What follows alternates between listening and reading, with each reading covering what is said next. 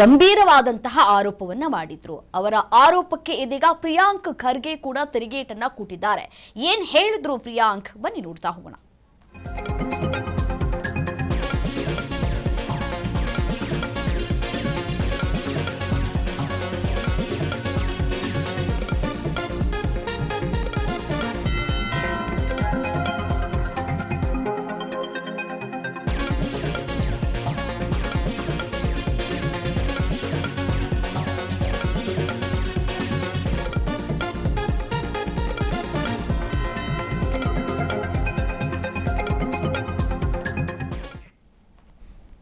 ಕೇಂದ್ರ ಸಚಿವ ಕುಮಾರಸ್ವಾಮಿ ಅವರ ಆರೋಪಕ್ಕೆ ಪ್ರಿಯಾಂಕ್ ಖರ್ಗೆ ಕೌಂಟರ್ ಕೊಟ್ಟಿದ್ದಾರೆ.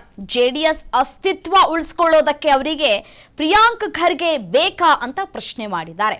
ಇಷ್ಟು ದಿನ ಬಿಜೆಪಿಯವರಿಗೆ ನಾನು ಬೇಕಿದ್ದೆ, ಈಗ ಜೆಡಿಎಸ್ನವರಿಗೆ ನನ್ನ ಅವಶ್ಯಕತೆ ಇದ್ದಂತೆ ಕಾಣಿಸ್ತಾ ಇದೆ ಅಂತ ತಿರುಗೇಟ್ ಕೊಟ್ಟಿದ್ದಾರೆ.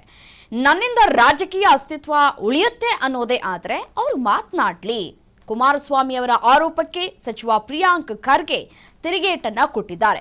ಗ್ರಾಮೀಣಾಭಿವೃದ್ಧಿ ಸಚಿವರಾಗಿದ್ದಂತಹ ಸಂದರ್ಭದಲ್ಲಿ ಭಾರಿ ಅಕ್ರಮ ನಡೆದಿದೆ ಅಂತ ಹೇಳಿ ಕುಮಾರಸ್ವಾಮಿ ಸ್ಫೋಟಕ ಒಂದು ಸುದ್ದಿಯನ್ನ ಹರಿಬಿಡುವಂತಹ ಕೆಲಸವನ್ನ ಮಾಡಿದ್ರು. ಅದಕ್ಕೆ ಬೇಕಾದಂತಹ ಡಾಕ್ಯುಮೆಂಟ್ಸ್ಗಳನ್ನ ಕೂಡ ರಿಲೀಸ್ ಕೂಡ ಮಾಡಿದ್ದಾರೆ. AEE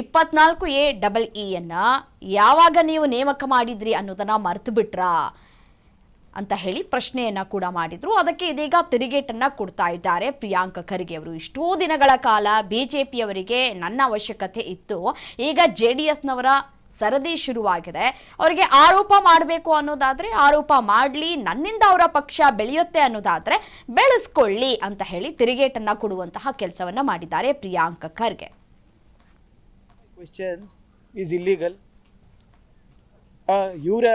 ನನ್ನ ನಾಲ್ಗೆ ಬಗ್ಗೆ ಮಾತಾಡೋರು JDS ಅವ್ರು ಯಾರ್ರಿ? ಈಗ ನೀವು ಪಾಪ ನಿಮ್ಮ ಪಕ್ಷ ಅಸ್ತಿತ್ವ ಉಳಿಸ್ಕೊಳ್ಳಿಕ್ಕೆ ಇವಾಗ ಪ್ರಿಯಾಂಕ್ ಖರ್ಗೆ ಬೇಕಾಗಿದೆ ನಿಮಗೆ. ಇಷ್ಟು ದಿನ BJPಗೆ ಬೇಕಾಗಿತ್ತು, ಈಗ JDSಗೂ ನಾನು ಅನಿವಾರ್ಯ ಆಗಿದ್ದೀನಿ. ಒಳ್ಳೆ ತಗೊಳ್ಳಿ, ಎಲ್ಲ ಅವ್ರದ್ದು ರಾಜಕೀಯ ಅಸ್ತಿತ್ವ, ನನ್ನಿಂದ ಅವ್ರ ರಾಜಕೀಯ ಅಸ್ತಿತ್ವ ಉಳಿತದೆ ಅಂದರೆ ಮಾತಾಡಲಿ. Which of my questions is illegal? ಇವರೇ ಅಲ್ವಾ RSS ಬಗ್ಗೆ ದೊಡ್ಡ ಆರ್ಟಿಕಲ್ ಬರೆದಿದ್ದು, ಮರ್ತೋಗ್ಬಿಟ್ಟಿದ್ದಾರೆ. RSS ಒಂದು ವಿಷ ಸರ್ಪ ಅಂದ್ಬಿಟ್ಟು ಯಾರು ಹೇಳಿದ್ದು? ಕುಮಾರಸ್ವಾಮಿ ಅವರು. ಪ್ರಜಾವಾಣಿನಲ್ಲಿ ದೊಡ್ಡ ಆರ್ಟಿಕಲ್ ಇತ್ತು. ನಾನು ಪರವಾಗಿಲ್ಲಪ್ಪ, ಇವರು ತಿಳ್ಕೊಂಡಿದ್ದಾರೆ, ಭಾಳ ದೊಡ್ಡ ಅಭಿಮಾನಿ ಆಗಿಬಿಟ್ಟಿದ್ದೆ. ಅಧಿಕಾರಗೋಸ್ಕರ ಸಿದ್ಧಾಂತ